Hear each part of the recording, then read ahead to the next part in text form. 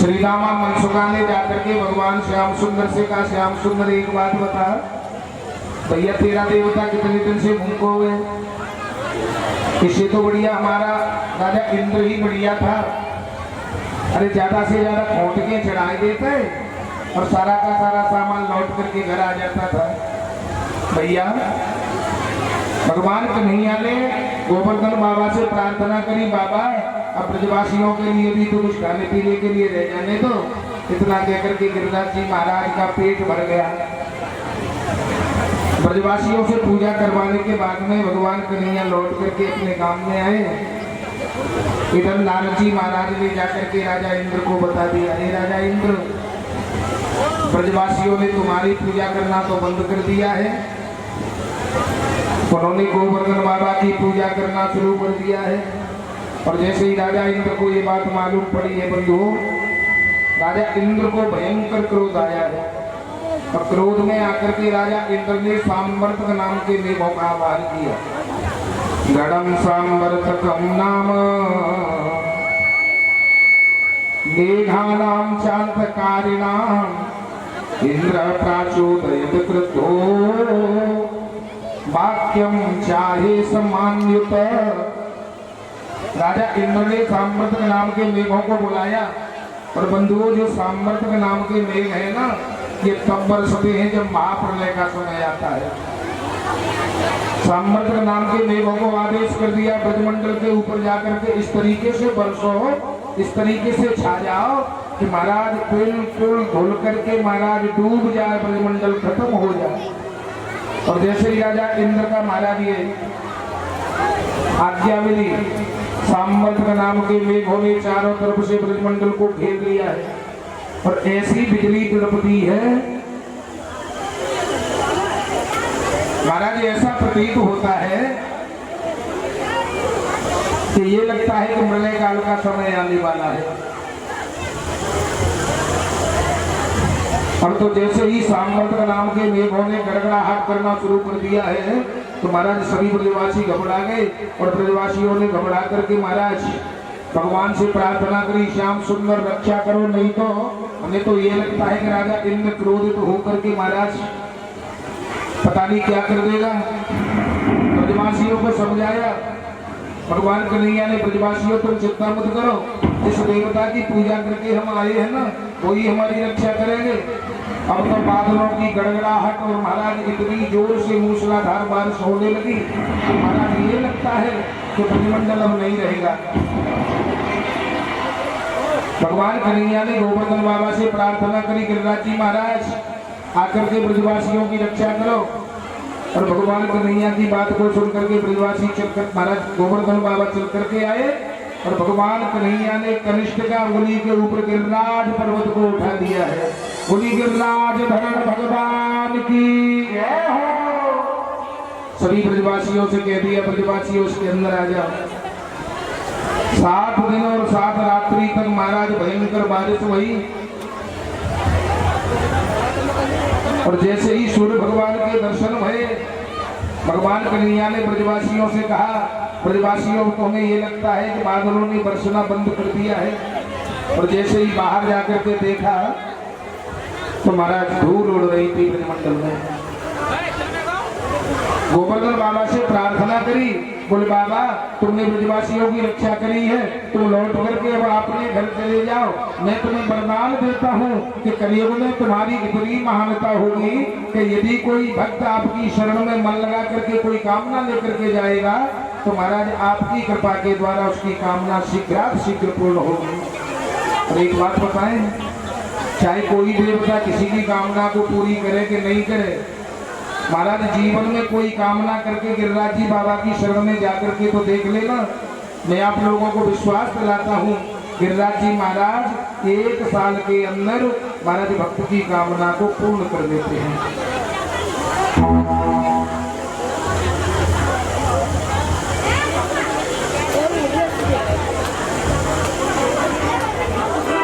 बोलिए गिरिराज जी महाराज की जय हो। अब तो महाराज श्रीमान सुखदेव जी महाराज वर्णन कर रहे हैं, राजा परीक्षित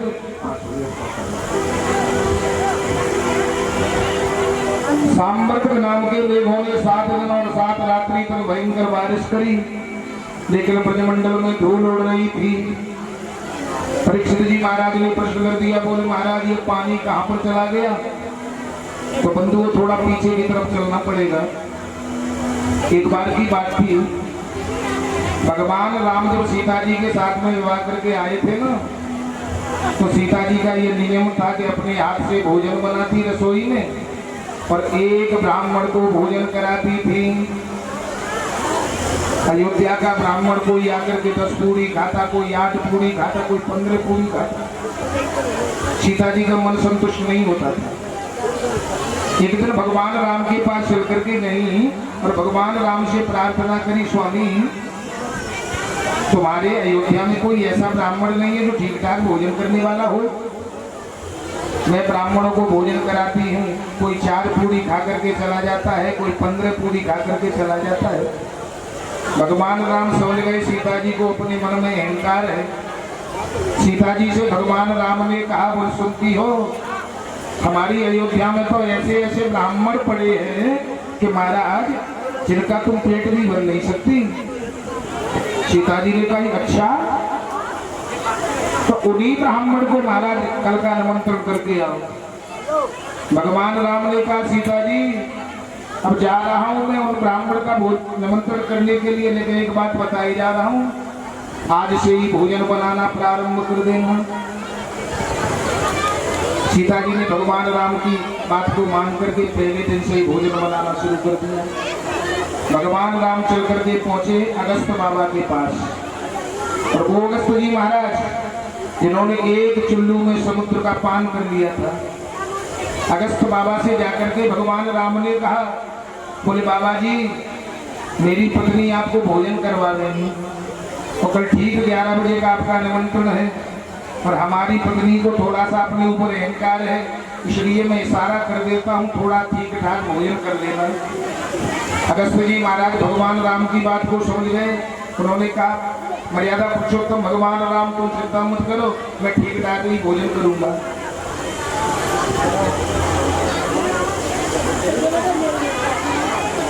अब तो महाराज दूसरे दिन जैसे ही अगस्त जी महाराज 11 बजे चल करके सीता मैया की रसोई में आए, और बाबा जी का जैसे ही शरीर देखा, इतना पतला शरीर है बाबा जी का कि एक एक नस दिखाई देती है।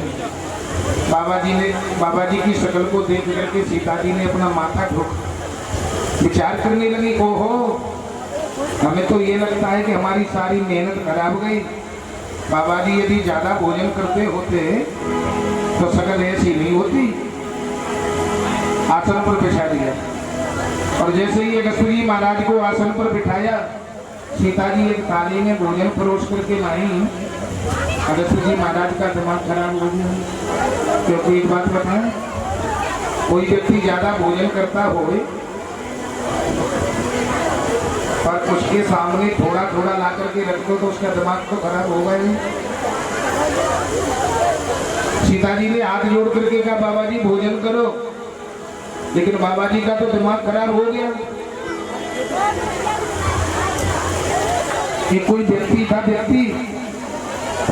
महाराज पहली बार अपनी ससुराल गए, और ससुराल में पहली बार कमाल जाता है तो बड़ी खुशामद होती है। इनकी सरेजों ने महाराज 3-4 सब्जी बनाई, बढ़िया मेवा डाल करके खीर बनाई, पूड़ी रायता कचौड़ी। ये जो श्रीमान जी थे ना, खीर से ज्यादा प्रेम करते, खीर खूब खाते थे। अब इनके सामने छोटी छोटी कटोरी में ला करके खीर रख दी। अब जैसे ही थाली में थोड़ी खीर आई, इनका दिमाग खराब हो गया। महाराज जैसे ही इनका दिमाग खराब हुआ तो इन्होंने भोजन नहीं किया। अब भोजन नहीं किया तो महाराज इनकी सरेजों ने पूछा, बोले जीजा जी भोजन करो। खीर की तरफ फिर दृष्टि गई, बोले भोजन नहीं करूंगा। महाराज उसके बाद में फिर ससुर साहब चल करके आए, बोले बेटा भोजन करो, बोले भोजन नहीं करो। बोले बात क्या है? तब इन्होंने कहा कि बोले इतनी सी खीर। बोलिए गोविंद भगवान की जय हो। पिडोरा से सभी जिला पंचायत पूर्व जिला पंचायत सदस्य रामजीत सिंह और गुड्डू सिंह छोटे सिंह सभी हमारे ग्राम से चल करके आए हैं और ये स्वागत करें ताली बजा करके। गुरु सिंह जयगिरी से बोलिए गोविंद भगवान की जय हो। महाराज अगस्त बाबा के सामने जैसे ही छोटे छोटे बर्तन में सीता जी रख करके लाई तो अगस्त बाबा का दिमाग खराब हो गया। सीता जी ने कहा बाबा जी भोजन क्यों नहीं करते। सीता जी ने कहा बाबा भोजन करो। अगस्त जी महाराज ने कहा बिटिया एक बात बताएं, तेरे घर में कोई बड़े बड़े बर्तन नहीं। बोले है तो। बोले उन्हीं में लेकर के आ, इनसे काम नहीं चलेगा। अब तो महाराज एक भगोना में खीर, एक में सब्जी, एक में रसमलाई, एक में गुलाब जामुन, एक में पूरी। अब तो सीता जी घबरा गई, हनुमान जी से आराधना करी, हनुमान जी आ जाओ। अब तो सीता जी और रिद्धि सिद्धि भोजन बनाती हैं और भगवान राम की कृपा से अगस्त जी महाराज भोजन करते हैं। और भागवत में ऐसा वर्णन मिलता है कि 7 दिन और 7 रात्रि तक अनवरत भोजन चला, लेकिन अगस्त बाबा का पेट नहीं भरता। सीता जी चल करके आई, बोले बाबा आधा भोजन हो जाए तो पानी पी लेना चाहिए। अगस्त जी महाराज ने कहा बोले बिटिया चिंता मत करे, जब आधा हो जाएगा तो पानी पी लूंगा। सीता जी घबरा गई, बाबा जी का यदि 7 दिन में भोजन आधा नहीं हुआ है तो अब क्या होगा।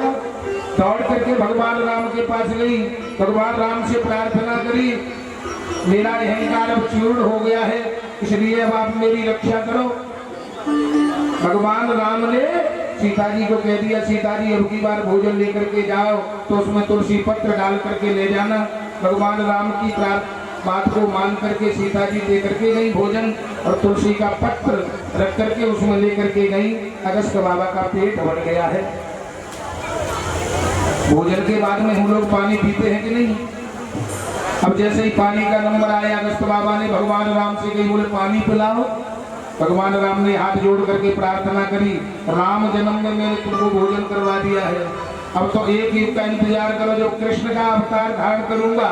सामर्थक नाम के मेघों के द्वारा इंद्र जब बारिश करेगा तो मैं आपका आवाहन करूंगा तो भरपेट पानी पी लेना। और जैसे ही सामर्थक नाम के मेघों ने बरसात करी है, अगस्त बाबा का आवाहन किया है भगवान श्याम सुंदर ने और इधर सुंदर चक्र को आदेश कर दिया है महाराज बाबा की तरफ खींच खींच करके ले जाते रहो पानी। और महाराज वो पानी अगस्त जी महाराज जो सामर्थक नाम के मेघों ने बरसाया था उस पानी को पूरा का पूरा पानी अगस्त जी महाराज पी गए थे, इसलिए ब्रजमंडल में धूल उड़ रही थी।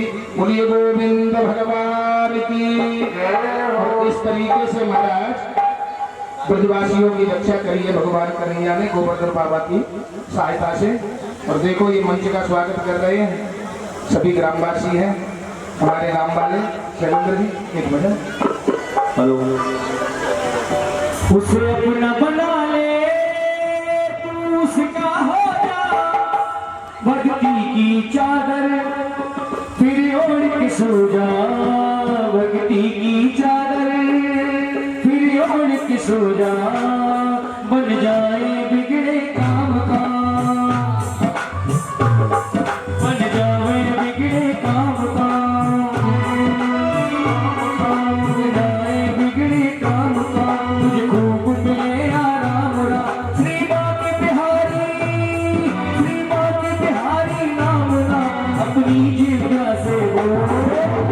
सभी कह रहे हाथ लगे हरि नाम बड़ा अनमोल, हरि नाम बड़ा अनमोल, हरि नाम बड़ा अनमोल, हरि नाम बड़ा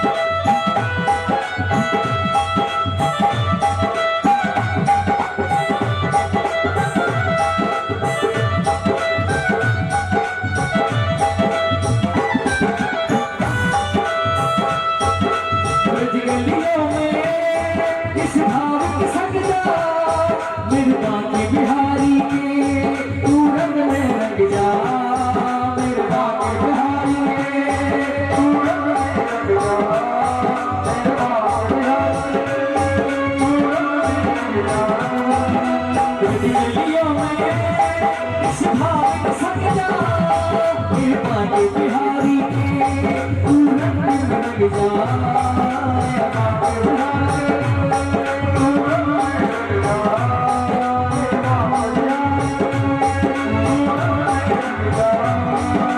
रजगलियों में किस भाव की संगीता बाके बिहारी के तू रंग में लग जा बाके बिहारी के तू रंग में लग जा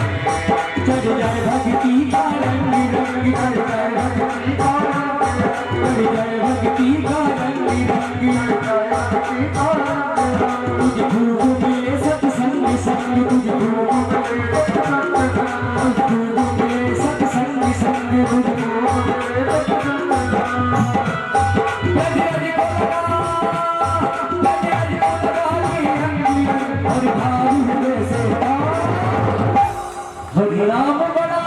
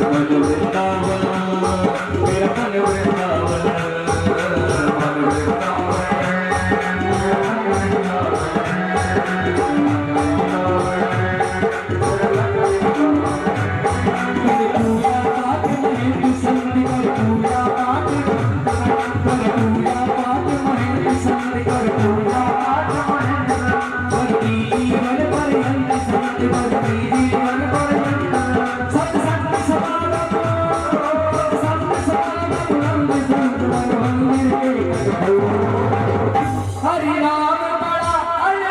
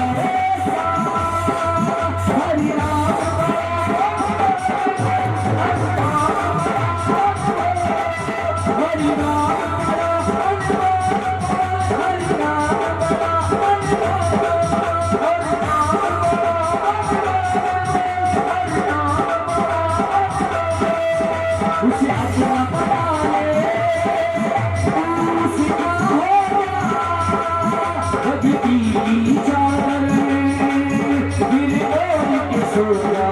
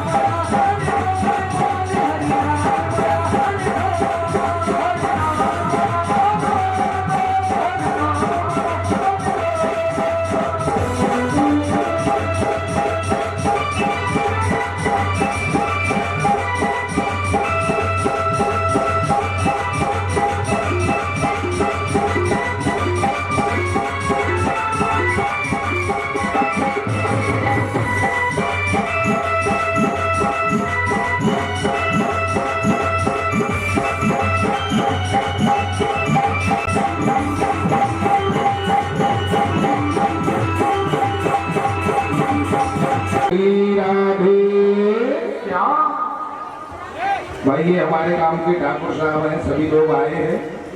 और वैसे मैं ज्यादा मुंह पे प्रशंसा नहीं करता हूँ। क्षेत्र में यदि कहीं भी हमारी कथा होती है तो इनका इतना प्रेम है कि वही क्षेत्र में जाकर के और बढ़िया इसी तरीके से खूब खर्च करके और स्वागत करते हैं, सम्मान करते हैं। भगवान से मैं प्रार्थना करता हूँ कि इतने धर्मात्मा हैं, इनकी सहायता परमात्मा करे, दिन दूनी रात चौगुनी इन्हें बढ़ने की वृद्धि प्राप्त करे। बोलिए गोविंद भगवान की। महाराज राजा इंद्र को जब ये बात मालूम पड़ी है कि ब्रजवासियों के यहाँ पर तो धूल उड़ रही है, समझ में आ गई हो मुझे तो ये लगता है कि भगवान का अवतार हो गया है। महाराज इतना पश्चाताप हुआ, कामधेनु गाय लेकर के आए, भगवान कन्हैया का अभिषेक किया है और भगवान कन्हैया की प्रार्थना करी है। दिशोदयज्ञम तव धाम शांतम तपोमयम ध्वस्तरजस्तमस्करम मायामयोऽयं गुणसंप्रवाहो न विद्यते ते ग्रहणानुबन्धः। आज राजा इंद्र ने हाथ जोड़ करके प्रार्थना करी, अखिल ब्रह्मांड के नायक परमपिता परमात्मा जगदगुरु जगदीश्वर, मुझे बहुत बड़ा अहंकार हो गया था, मैंने आपके स्वरूप को पहचान नहीं पाया। मैंने आपके साथ में बहुत बड़ा अन्याय किया है श्याम सुंदर, ऐसा क्षम्य अपराध मैंने कर दिया है कि जो क्षमा करने योग्य नहीं है, लेकिन फिर भी मैं आपका दास हूँ और मुझसे बहुत बड़ा अपराध है। मेरे इस अपराध को क्षमा करें और अपराध को क्षमा करने के बाद में और मुझे स्वीकार करें। जब राजा इंद्र ने इस प्रकार की स्तुति करी है तो राजा इंद्र की बात को सुनकर के भगवान श्याम सुंदर ने राजा इंद्र को माफ कर दिया है। बोलिए गोविंद भगवान की। अब देखो 4:30 बज गया है, कितना समझ लें आप लोग। राजा कंस ने भगवान श्याम सुंदर को मारने के लिए जितने भी राक्षसों को भेजा है, भगवान कन्हैया ने समस्त राक्षसों का उद्धार कर दिया। अब जब जितने राक्षस भेजे कोई राक्षस लौट करके नहीं आता है तो राजा कंस को बहुत बड़ा भय लगने लगा। विचार कर लिया, ओहो ये जो नंद का लाला है ना, मुझे तो यही लगता है कि यही मेरा काल है। आज इसने सभी अपने जो प्रेमी राक्षस थे ना, उन समस्त प्रेमियों को बुलाया और प्रेमियों को बुला करके महाराज आज एक मंत्रणा करी। बोले नंद बाबा के लाला को मारने के लिए मैंने जितने बड़े बड़े राक्षसों को भेजा, आज तक वो लौट करके नहीं आए। हमें कोई ऐसा उपाय करना चाहिए जिससे महाराज हम सभी मिलकर के और नंद के लाला को मार दें। सभी ने मंत्रणा में ये प्रस्ताव पास किया। बोले भैया एक एक करके तो सबको मरना पड़ेगा, इसलिए हम तो ये कहते हैं कि एक मेले का आयोजन करो। और उस मेला में कृष्ण और बलराम और नंद बाबा को बुलाओ, और जब वो यहाँ चल करके आ जाएंगे ना तो महाराज सभी मिल करके उनका प्राणांत कर देंगे। ये राजा कंस को जो मंत्रणा बहुत अच्छी लगी, महाराज राजा कंस ने एक मेले का आयोजन किया, और उस मेले का आयोजन में कृष्ण बलराम और राजा महाराज नंद बाबा को बुलवाया। इस काम के लिए भेजा किसको जाए? अक्रूर जी महाराज का नंबर लगा दिया गया, और अक्रूर जी महाराज भगवान के बहुत बड़े भक्त थे। वो भगवान कन्हैया को लेने के लिए जाना तो नहीं चाहते थे, लेकिन पता था उनको राजा कंस इतना बड़ा दुष्ट आदमी है कि राजर मैंने भगवान कन्हैया को ले जाने के लिए मना कर दिया ना, तो वो हमें जिंदा नहीं छोड़ेगा। महाराज बेबस होकर के अक्रूर जी महाराज ने हामी भर ली। अब अक्रूर जी महाराज रथ में बैठ करके और मथुरा से नंदगाम की तरफ आए हैं। भागवत जी में ऐसा वर्णन मिलता है बंधुओं, नंद बाबा से आकर के कहा अक्रूर जी महाराज ने कृष्ण और बलराम के सहित आपको राजा कंस ने बुलवाया है।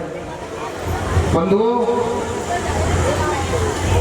नंद बाबा को ये बात मालूम पड़ गई है कि कोई हमारे साथ में अनहोनी होने वाली है, और जैसे ही सवेरो भयो कृष्ण बलराम को ले जाने के लिए जैसे ही यशोदा मैया से बात कही, यशोदा मैया ने हाथ जोड़ करके मना कर दिया, नंद बाबा तुम अकेले चले जाओ, मैं अपने दोनों बालकों को नहीं जाने दूंगी।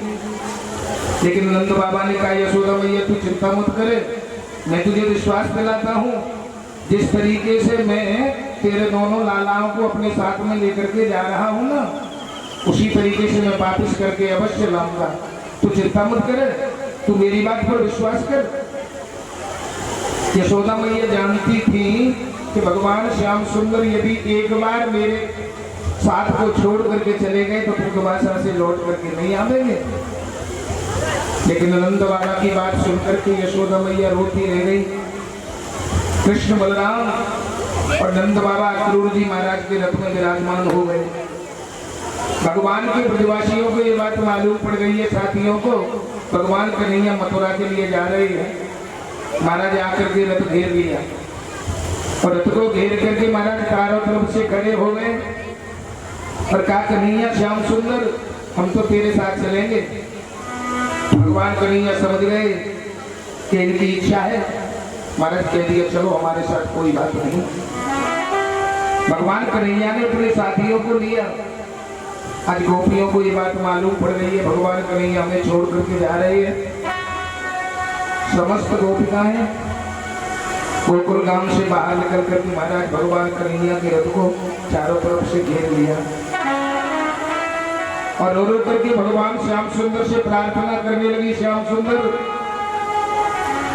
इन अनाथ गोपिकाओं को मत छोड़ करके जाओ। कन्हैया हमने तुम्हारे पीछे परिवार से भी मोह त्याग दिया, तुम हमें छोड़ करके जा रही हो। भगवान कन्हैया ने समझाया गोपियों को, गोपिकाओं तुम ये मत समझ लेना कि तुम्हारा श्याम सुंदर सदा के लिए तुमको छोड़ करके जा रहा है। मैं तुम्हें विश्वास दिलाता हूँ, मैं तुमसे वादा करके जाता हूँ 8 दिन के अंदर तुम्हारा कन्हैया तुम्हारे पास लौट करके आ जाएगा। गोपियों ने हाथ जोड़ करके कहा श्याम सुंदर तुम हमसे झूठ बोल करके जा रहे हो, हमें पता है मथुरा में जाकर के तुम फिर दोबारा से कभी लौट करके नहीं आओगे। वो गोपिकाएं रथ के महाराज आगे जाकर के लेट गई। श्याम सुंदर यदि जाना ही चाहते हो तो हमारे ऊपर से रथ निकाल करके ले जाओ। भगवान कन्हैया ने समस्त गोपिकाओं को रथ में से उतर करके समझाया, गोपिकाओं तुम हमारी बात समझो, जितना प्रेम आप हमसे करती हो उतना प्रेम हम भी तुमसे करते हैं, लेकिन मुझे मथुरा के लिए प्रस्थान करना पड़ेगा। आज भगवान श्याम सुंदर की दृष्टि राधा मैया के ऊपर गई। महाराज भगवान श्याम सुंदर जब जा रहे हैं मथुरा को तो गोपियों की झुंड में से निकल करके राधा मैया एकांत में खड़े होकर के आंसू बहा रही थी। भगवान कन्हैया ने जब राधिका मैया को आंसू बहाते हुए देखा, महाराज समस्त गोपियों को छोड़ करके राधा मैया के पास पहुंचे और राधा मैया को अपने हृदय से लगाया और हृदय से लगा करके कहा, राधिके तुम रोती हो? संसार के भक्तों के आंसुओं को मैं, वैसे तो भक्त के आंसू भगवान कभी भी सहन नहीं करता, लेकिन कदाचित मैं संसार के भक्तों के आंसुओं को सहन करने के लिए तैयार हूं। लेकिन राधिका, मैं तेरे हाथ जोड़ करके प्रार्थना करता हूं, मेरे मथुरा के चले जाने के बाद में तू मुझसे वादा कर कि महाराज मैं लौट करके आऊं या नहीं आऊं, लेकिन तू मेरे विरह में आंसू मत बहा देना, क्योंकि एक आंख से आंसू यदि तुम्हारे से निकल करके धरती पर गिर गया ना, तो तेरे श्याम सुंदर को बहुत बड़ा दुख होगा। और जैसे ही भगवान श्याम सुंदर के इस प्रकार के वचनों को सुना है, राधिका मैया फूट फूट करके रोने लगी और चरणों में गिर करके कहा, श्याम सुंदर कैसी बात करते हो? अरे मेरा इतना भी अधिकार नहीं कि आपके चले जाने के बाद में मेरे हृदय में जब ज्यादा परेशानी हो गई तो मैं रो भी नहीं सकती। व्यक्ति के हृदय में जब ज्यादा दुख उत्पन्न होता है तो महाराज आंसू जब उसके हृदय से निकल जाते हैं तो कुछ हृदय ठंडा हो जाता है। श्याम सुंदर तुम हमें छोड़ करके जा रहे हो, लेकिन इतनी सजा मुझे देकर के मत जाओ। मुझे भागनी पर ऐसा कहे कि आपके चले जाने के बाद में राधा अपने आंसू भी नहीं बहा सकती। भगवान श्याम सुंदर ने कहा, राधा तुम मुझसे वादा करो, मेरे चले जाने के बाद में तुम मेरे याद में आंसू नहीं बहाओगे। आज भगवान श्याम सुंदर की खुशी को देख करके राधा मैया ने अपने हृदय को पत्थर बना लिया है और दोनों हाथ जोड़ करके भगवान श्याम सुंदर से प्रार्थना करी, श्याम सुंदर यदि तुम्हें मेरे आंसुओं से इतना बड़ा डर लगता है तो राधा का हृदय टूक टूक भले हो जाए, हृदय फट जाए, राधा मर सकती है, लेकिन मैं वादा करती हूँ आपके चले जाने के बाद में राधा अपनी आंखों में से एक भी आंसू बाहर नहीं आने देगी। इस तरीके से भगवान कन्हैया ने राधिका मैया पर वादा करवाया, समस्त गोपियों को समझाया और गोपियों को समझा करके महाराज रथों में बैठ करके ये मथुरा की तरफ प्रस्थान कर रहे हैं। और भागवत जी में ऐसा वर्णन मिलता है कि जिस समय पर अक्रूर जी महाराज भगवान कन्हैया को लेकर के जा रहे हैं तो मन में थोड़ा सा विस्मय हो गया। विचार करने लगे, जिन नंद बाबा के दोनों बालकों को मैं ले जा रहा हूँ, कदाचित ये भगवान नहीं भरे और राजा कंस ने यदि इनको मार दिया तो सारा का सारा पाप मेरे ऊपर लग जाएगा। इस बात का विचार कर ही रहे थे कि महाराज तब तक यमुना जी आ गए। अक्रूर जी महाराज ने अपना रथ रोका और रथ रोक करके कृष्ण बलराम से कहा, बोले बेटा तुम इसी रथ में बैठे रहना, मैं यमुना जी में स्नान करके आ जाऊं। भगवान कन्हैया ने कहा, आप चले जाओ अक्रूर जी, स्नान करके आओ, यही बैठे मिलेंगे। लेकिन अक्रूर जी महाराज के मन की बात को भगवान श्याम सुंदर समझ गए। आज भगवान कन्हैया ने और अक्रूर जी महाराज को अपनी लीला दिखाई और जैसे ही अक्रूर जी महाराज ने यमुना जी में गोता लगाया, महाराज एकदम से कृष्ण बलराम का दर्शन हुआ यमुना जी में। अक्रूर जी महाराज घबरा गए, विचार करने लगे, ओहो मैंने अभी दोनों बालकों को मना किया तो यमुना जी में कूद गए। महाराज एकदम घबराहट के जैसे ही बाहर निकले, भगवान श्याम सुंदर का दर्शन रथ के अंदर हुआ। फिर दोबारा से डुबकी लगाई, फिर दोबारा से यमुना में भगवान श्याम सुंदर और बलराम जी का दर्शन हुआ और फिर जैसे ही बाहर निकल करके देखा, अक्रूर जी महाराज समझ गए, ओहो मैं तो वैसे ही भगवान के ऊपर भ्रम कर रहा था, ये तो स्वयं साक्षात अखिल ब्रह्मांड का नायक परमपिता परमात्मा जगतबंधु जगदीश्वर है। आज अक्रूर जी महाराज ने चरणों में जाकर के साष्टांग प्रणाम किया है और स्तुति करी है। न तो हम त्वाकिल हेतु हेतुम नारायणं पुरुषमाध्यमव्ययम् यत्राभिजातादरनिन्द कोसार ब्रह्माभिरासीद यतये सलोकः। एक ब्रह्मांड के नायक परमपिता परमात्मा आप ही समस्त कारणों के परम कारण है। आप ही अविनाशी हैं, आप ही पुरुषोत्तम हैं। आपके ही द्वारा संसार का सृजन होता है, आपके ही द्वारा संसार का पालन होता है और आप ही संसार का संहार करने वाले हैं। मेरी बुद्धि भ्रमित हो गई थी, अब मैंने आपके स्वरूप को पहचान लिया है। आज बारंबार मैं आपके चरणों में प्रणाम करता हूँ। इस तरीके से महाराज अक्रूर जी महाराज ने भगवान कन्हैया की स्तुति करी और ले जाकर के मथुरा में पहुंचे। मथुरा में उग्रसेन जी महाराज ने भगवान कन्हैया और नंद बाबा का रहने का प्रबंध करवाया। इनके जो साथी थे ना भगवान कन्हैया के, इन्होंने कहा श्याम सुंदर हमारा मन तो ये कह रहा है कि तू मथुरा में घुमा करके ले आओ। भगवान कन्हैया ने बाबा से पूछा, बाबा हमारे साथी मथुरा में घूमने की बात कर रहे हैं, अगर आपका आदेश मिल जाए तो मैं इन्हें घुमा करके ले आवे। नंद बाबा ने कहा श्याम सुंदर ये तुम्हारा काम नहीं है, ये राजा कंस का काम है, किसी से लड़ाई झगड़ा मत कर लेना, ले भले ही जा। भगवान कन्हैया ने कहा बाबा पहले से तो हम किसी से अटकेंगे नहीं और यदि कोई अटकेगा ही तो हम छोड़ेंगे भी नहीं।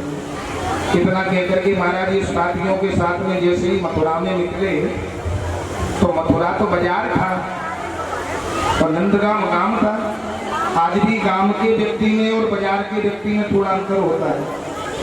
अंतर ये होता है कि बाजार का व्यक्ति तो कपड़े प्रेस वाले पहनता है और गांव का आदमी कैसा होता है, किसान, तो जैसा मिल जाता है वैसा पहन लेता है।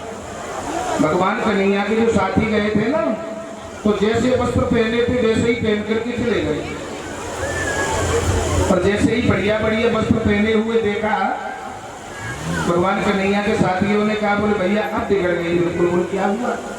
बोले देख हमारे कपड़े कितने खराब और ये सामने बैठे हैं ना ये भी कितने सुंदर सुंदर है। बोले तो बोले एक काम कर भैया कहीं से वस्त्रों की व्यवस्था करवाए थे। भगवान कन्हैया अपने साथियों को लेकर के राजा कंस का एक धोबी था उसके पास पहुंचे हैं और भागवत में ऐसा वर्णन है, रजकम कंचिदायांतम रंगकारम गताग्रज दृष्ट्वायाचत भासांसी द्योता नित्यक्युमानिच। राजा कंस का एक धोबी था जो राजा कंस के कपड़े धोकर के ला रहा था। भगवान कन्हैया ने उसके पास जाकर के दोनों हाथ जोड़ करके कहा, बाबा मामा जी राम राम। एक बात बताएं, किसी गांव में मामा हो तो सारा काम मामा ही हो जाता है। एक बार भगवान कन्हैया ने मामा कहकर के संबोधन किया। महाराज ये दुष्ट था, भगवान कन्हैया से द्रोह करता था, इसने कोई जवाब नहीं दिया। लेकिन दोबारा से कहा, बोले मामा जी राम राम, सुनाई नहीं दिया। अब तो ये क्रोध में आकर के आग बबूला हो गया और भगवान कन्हैया को उल्टा सीधा शब्दों का प्रयोग किया। भगवान कन्हैया ने बलराम जी से पूछा, बोले भैया ये ज्यादा बता रहा है, क्या करे?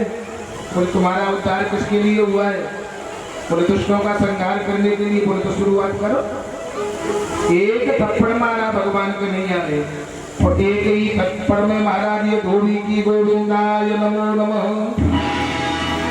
अब तो जो राजा कंस की पोटली थी ना कपड़ों की वो खोल दी भगवान कन्हैया ने और कहा भैया इसमें से जो बढ़िया लगे वो छाटो। भागवत में ऐसा वर्णन है कि जिसने पजामा को पहन लिया उसे कुर्ता की जरूरत नहीं और जिसने कुर्ता पहन लिया उसे पजामा की जरूरत नहीं। क्योंकि एक बात बताएं, 11 वर्ष की अवस्था में भगवान कन्हैया ने मामा जी का उद्धार कर दिया था और 7 साल की अवस्था में महाराज इन्होंने गोवर्धन पहाड़ उठाया। और 11 वर्ष का बालक कितना बड़ा होता है और उसके साथ ही कोई 9 साल का था, कोई 8 साल का था, कोई 10 साल का था। भगवान कन्हैया के ऊपर कई लोग ऐसे हो गए हैं संसार में, उंगली उठाते हैं।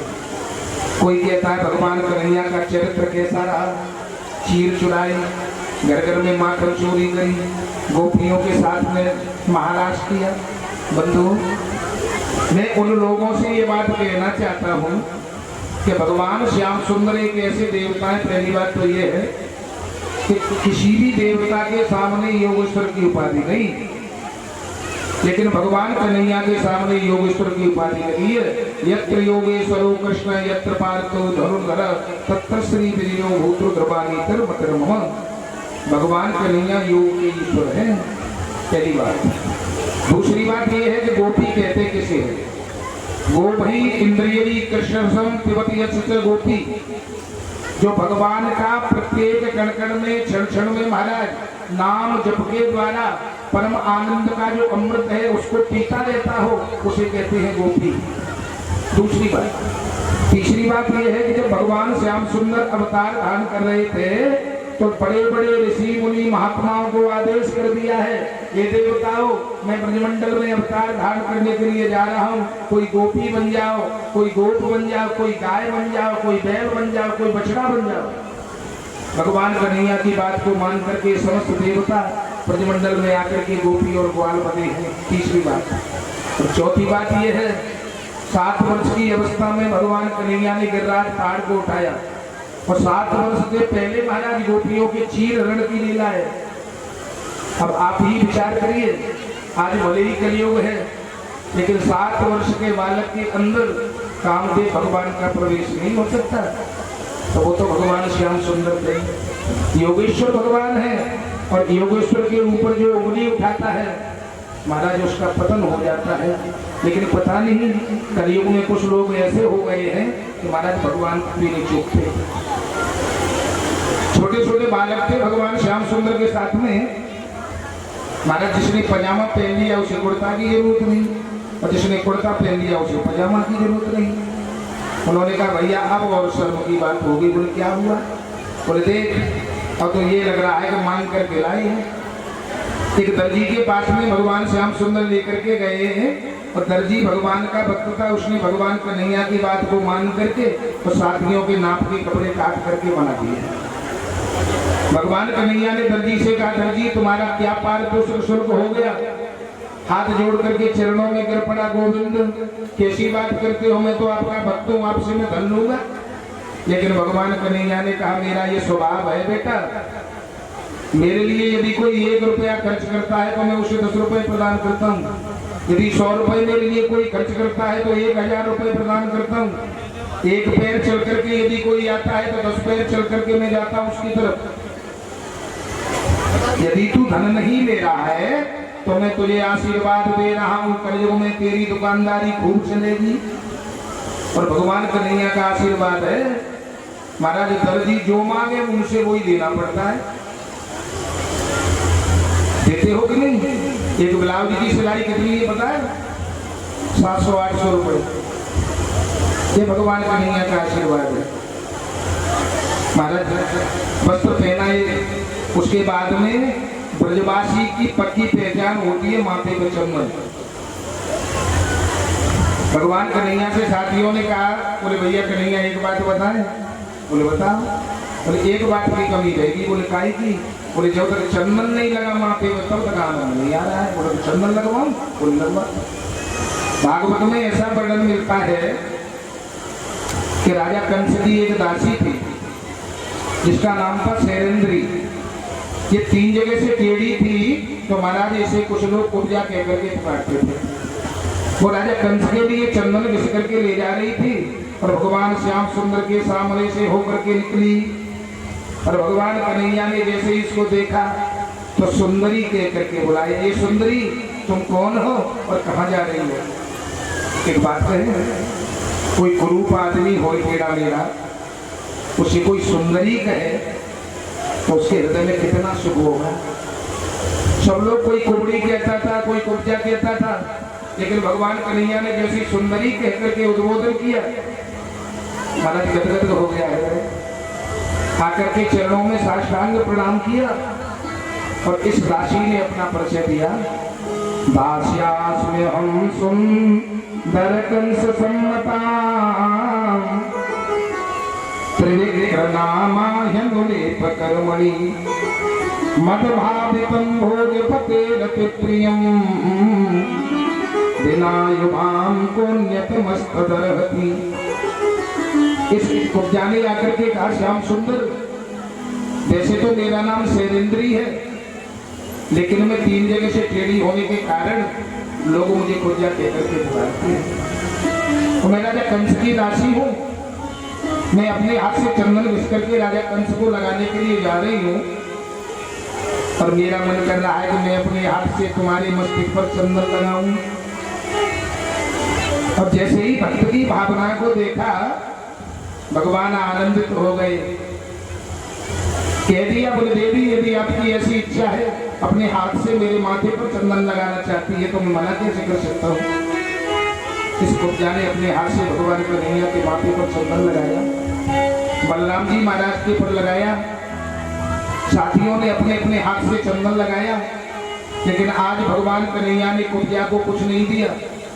और जैसे ही कुब्जा जाने के लिए तैयार हुई, बलराम जी ने टोक दिया भगवान कन्हैया को, ये श्याम सुंदर, तुम्हारा तो ये नियम है, तुम्हारे लिए कोई कुछ करता है तो उसका पारितोषिक शुल्क आप देते हो।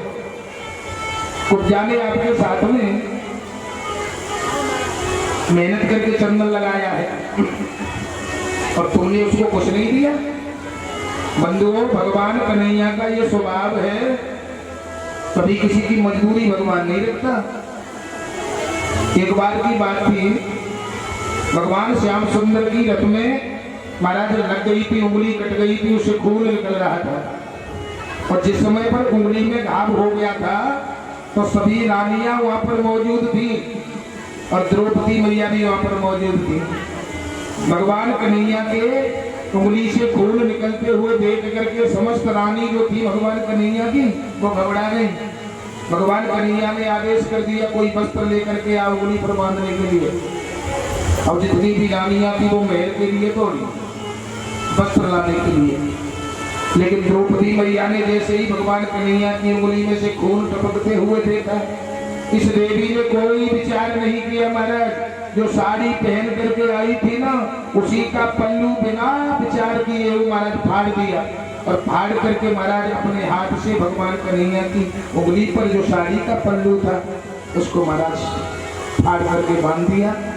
उसी दिन द्रौपदी मैया को भगवान श्याम सुंदर ने वरदान दे दिया था, हे द्रौपदी, तुमने साड़ी का पल्लू फाड़ करके मेरी उंगली को बांधा है, यदि भविष्य में जरूरत पड़ी ना वस्त्र की, तो महाराज वस्त्रों के पहाड़ लगा दूंगा।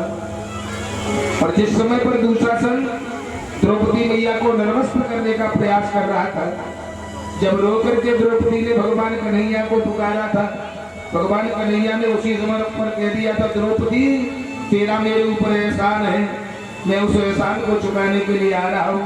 और बंधुओं, भगवान चल करके आए और द्रौपदी मैया का ऐसा वस्त्र चीर बढ़ाया, ऐसा चीर बढ़ाया कि महाराज दुशासन ने खूब प्रयास किया, भुजाएं थक गई, बेहोश होकर के धरती पर गिर पड़ा, लेकिन निर्वस्त्र नहीं कर पाया। बलराम जी महाराज ने कहा, श्याम सुंदर, अपना नियम खराब करोगे।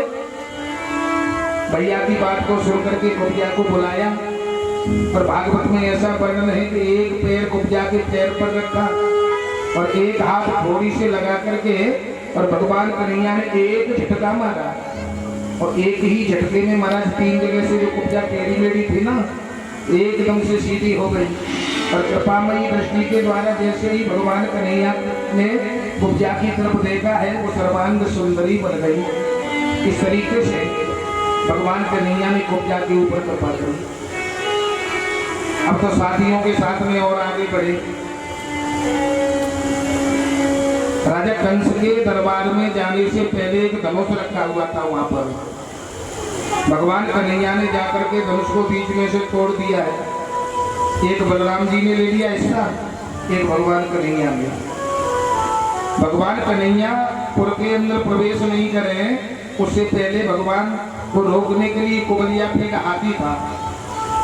और जैसे ही कुबलिया फेंक हाथी का जो पहलवान था, उसने कृष्ण बलराम को आते हुए देखा, कुबलिया फेंक हाथी को आदेश कर दिया, इन दोनों को कुचल दो। भगवान कन्हैया ने बलराम जी से कहा, बोले भैया क्या करे, उद्धार करे, बोले करो। और भागवत में ऐसा वर्णन मिलता है, भगवान कन्हैया ने सूंड को पकड़ा है और बलराम जी महाराज ने पूंछ को पकड़ करके हाथी को ऐसे घुमाया और घुमा करके जैसे ही धरती पर पड़का है तो बोली आपने हाथी की गोविंदाय नमो नमः। अब तो महाराज आगे बढ़े और जैसे ही राजा कंस की सभा में प्रवेश किया है तो भागवत में ऐसा वर्णन है, मल्लाना मसनिन्द्रणाम नरवर स्त्रीणाम स्मरो मूर्तिमान गोपानाम स्वजनो सताम चितभुजा शास्ता सपित्रो शिशु। भगवान कन्हैया ने जैसे ही राजा कंस की सभा में प्रवेश किया है तो बड़े बड़े मल्ल बैठे थे। भगवान श्याम सुंदर और बलराम उन्हें मल्ल दिखाई देने लगे। स्त्रियों को स्वयं साक्षात भगवान कामदेव के रूप में दिखाई देने लगे। बड़े बड़े वीर बैठे थे, उन्हें बड़े बड़े पराक्रमी वीर दिखाई देने लगे। और नंद बाबा को अपने छोटे से बालक दिखाई देने लगे और राजा कंस को स्वयं साक्षात काल दिखाई देने लगे। भगवान के प्रति जैसी भावना है जिस व्यक्ति की, वैसे ही दर्शन होने लगे भगवान के। जाती रही भावना जैसी, जाती रही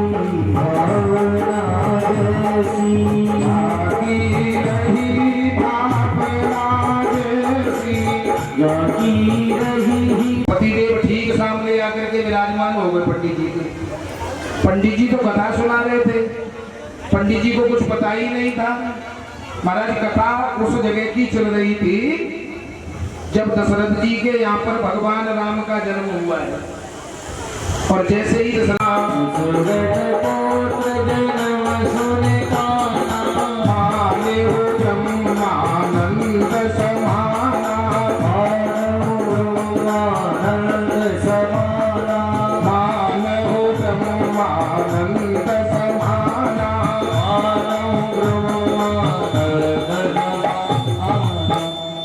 दशरथ पुत्र जन्म सुने काना, पहले ही दिन कथा में आए और महाराज पंडित जी ने चौपाई बोली और जैसे ही काना शब्द आया महाराज सीधा सीधा अटे। विचार कर लिया वो पहले दिन कथा में आया और पहले ही दिन कथा में पंडित जी ने बेची थी। महाराज खड़े होकर के गुस्सा में अपने घर गए और जैसे ही शाम को इनकी पत्नी पहुंची, बड़ा भारी उल्टा सीधा, बोले तुमने मेरी बड़ी सभा में बेइज्जती करवाई। उसने कहा कैसी बात करते हो स्वामी, अरे वो तो रामचरितमानस की चौपाई है, पंडित जी तो चौपाई बोल रहे थे। फिर दोबारा से जबरदस्ती दूसरे दिन खींच करके ले आई। पंडित जी को कुछ पता ही कहाँ था क्या होने वाला है। महाराज वो तो कथा सुना रहे थे, कथा और आगे बढ़ गई। कथा उस जगह पर पहुंची, रामचरितमानस में ये वर्णन किया गया है कि परमात्मा दो तरीके का होता है, एक होता है सगुण ब्रह्म और एक होता है निर्गुण। साकार ब्रह्म तो वो है जिनका हम दर्शन करते हैं मूर्तियों के अंदर, इसे कहते हैं साकार ब्रह्म। और निराकार ब्रह्म एक और होता है। निराकार ब्रह्म कैसा होता है, इसका लक्षण रामचरितमानस में बाबा तुलसीदास ने लिखा है। बिनु पग चले सोनहे बिनु खाना, बिनु पग चले सोनहे बिनु खाना, कर बिनु कर्म करे विधिनाना, कर बिनु कर्म करे विधिनाना।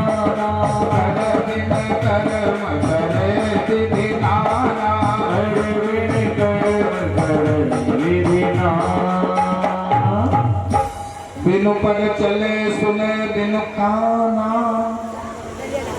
महाराज 2 दिन आई कथा में और दोनों दिन काना कह दिया उन्होंने।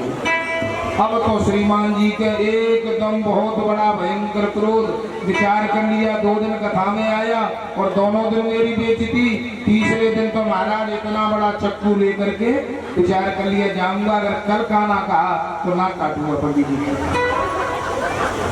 महाराज इतना बड़ा चक्कू लेकर के आए, पंडित जी को कुछ पता नहीं था कि हमारे साथ में क्या होने वाला है। कथा सुनाया फिर तीसरे दिन पंडित जी ने, और कथा कौन सी जगह पर पहुंची, सीता जी को जब रावण चुरा करके ले गया है तो महाराज बंदरों की सहायता से और समुद्र के ऊपर पुल बनाया, और पुल बना करके जैसे ही अपनी सेना को लेकर के भगवान राम पहुंचे हैं, रावण को ये बात मालूम पड़ गई है। रावण ने अपने दूतों को भेजा है देखने के लिए कि भगवान राम के साथ में कितनी सेना आई है और कैसी सेना लेकर के आए हैं। रावण के दूत चल करके आए हैं तो महाराज बंदरों ने इनको देख लिया है तो खूब पिटाई लगाई, और ऐसी पिटाई लगा करके हनुमान जी महाराज के पास लेकर के आए। हनुमान जी से पूछा, हनुमान जी ये रावण के दूत हैं, छुप करके हमारी सेना को देखने के लिए आए हैं, इन्हें क्या दंड देना चाहिए।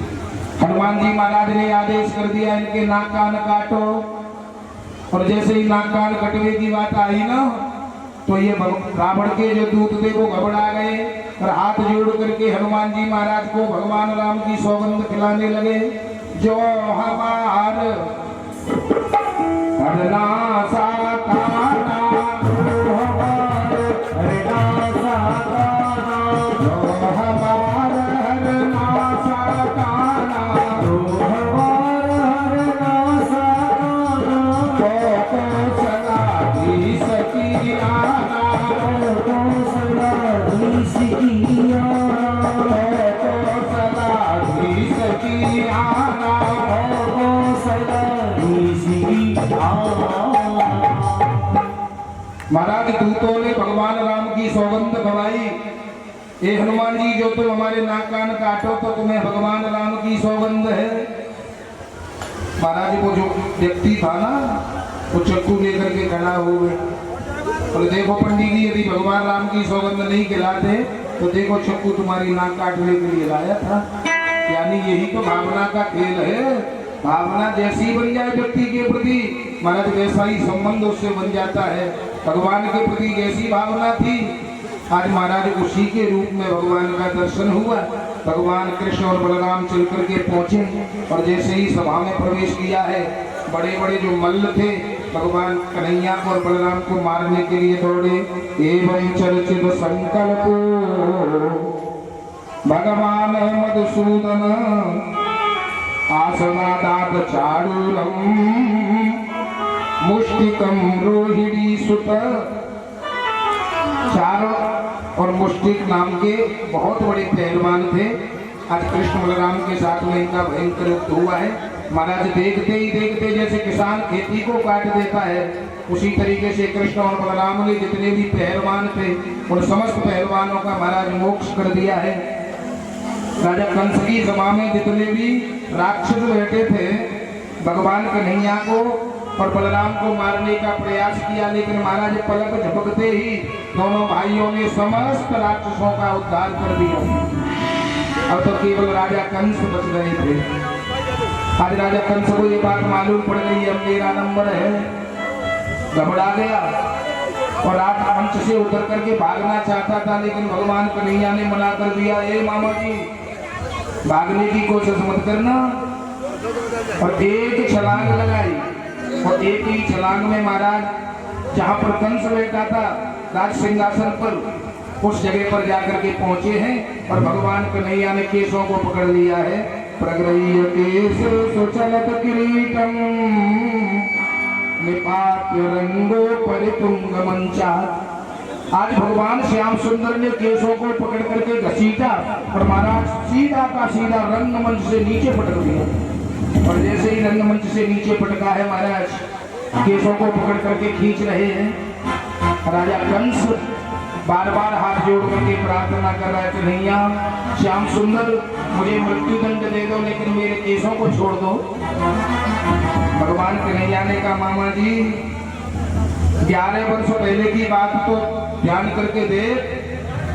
जिस समय पर आकाशवाणी हुई थी ना, उस समय पर तूने मेरी मैया के केसों को पकड़ करके घसीटा था।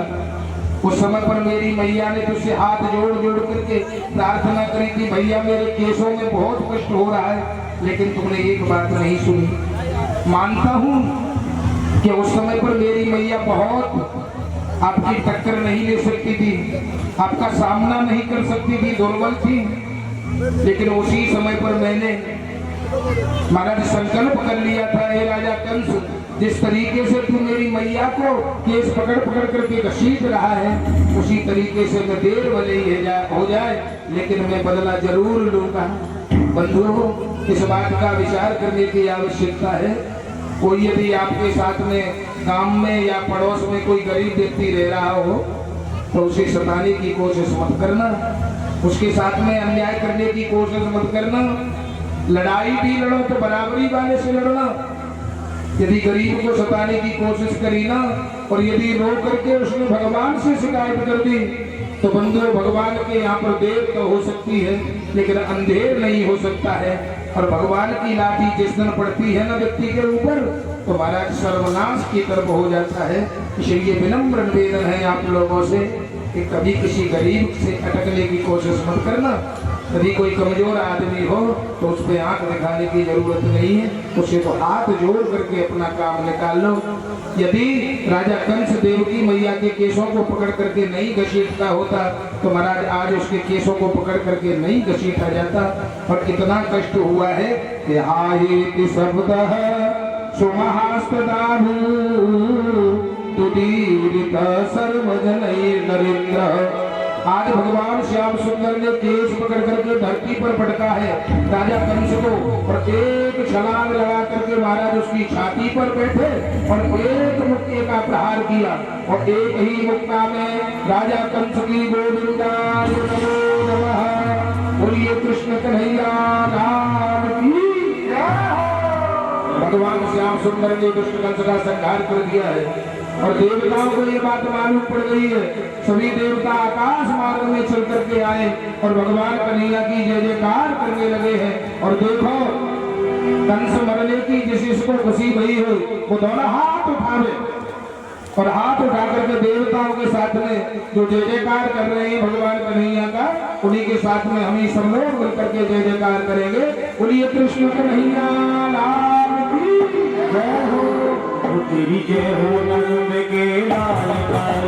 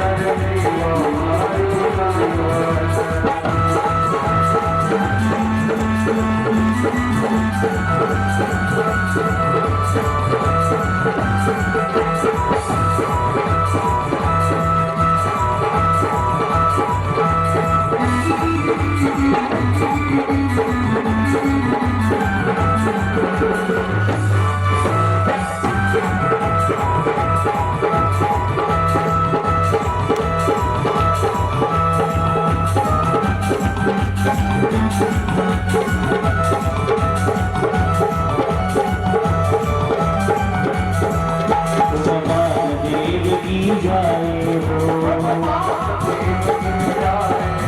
यशोदा के लाल कहाए हो,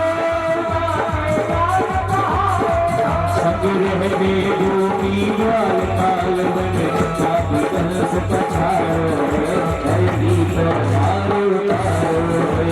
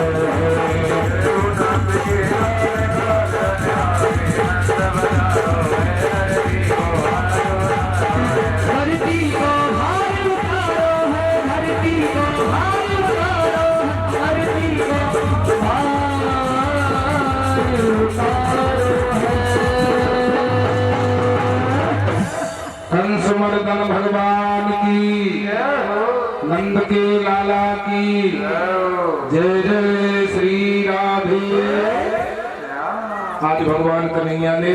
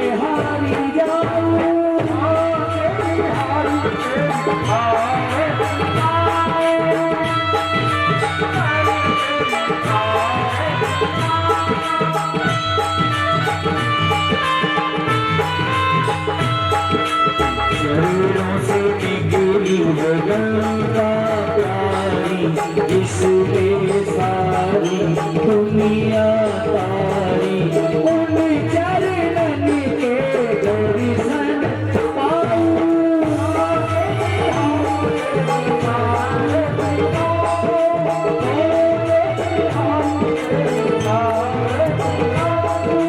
श्री हरिदास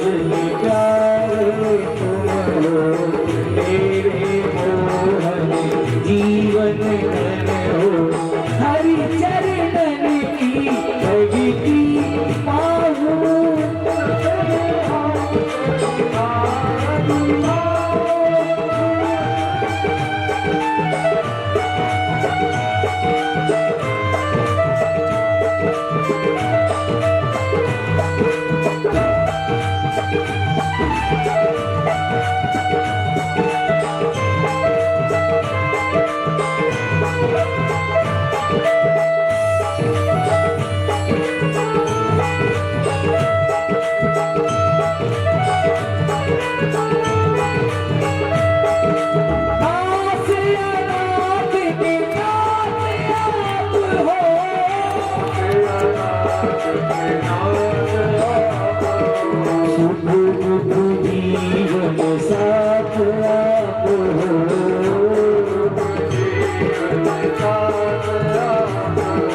हरि चरणन की भक्ति पाऊं।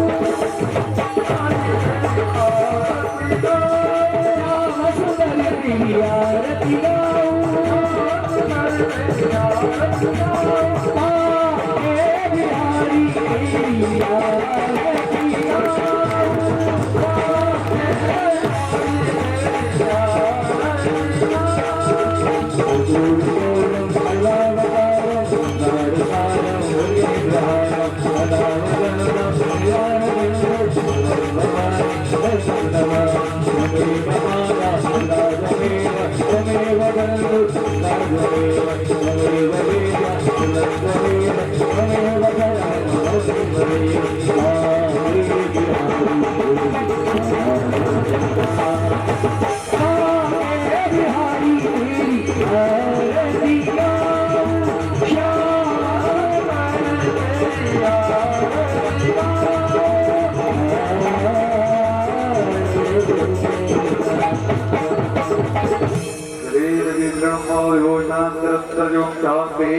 पृथ्वी शांतिरापः शांतिरोगलया शांति मनकुल शांतिर्षदेहा शांति मम शांति सर्वगुण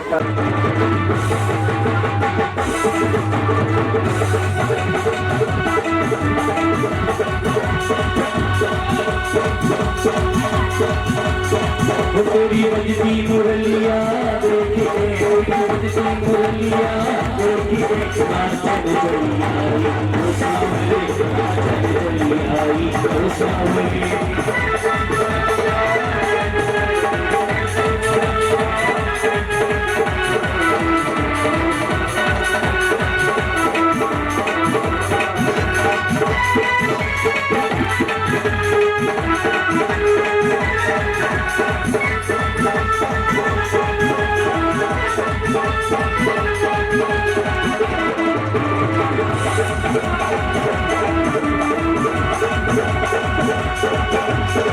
तेरी बजती मुरलिया देखी तेरी बजती मुरलिया देखी नाचन चली आई ओ सावरे नाचन चली आई ओ सावरे। मुरलिया देखी नाचन चली आई ओ सावरे नाचन चली आई ओ सावरे।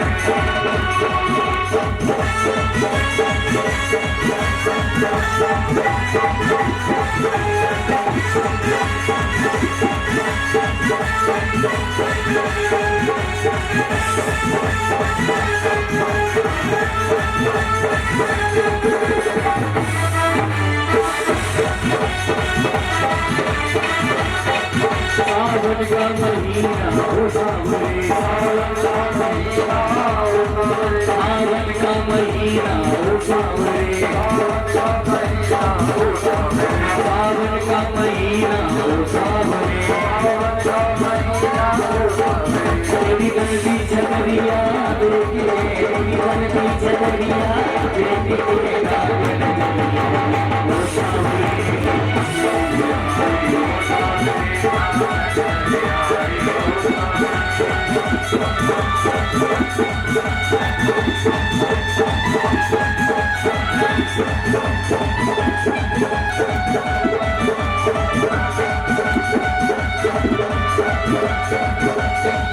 Thank you.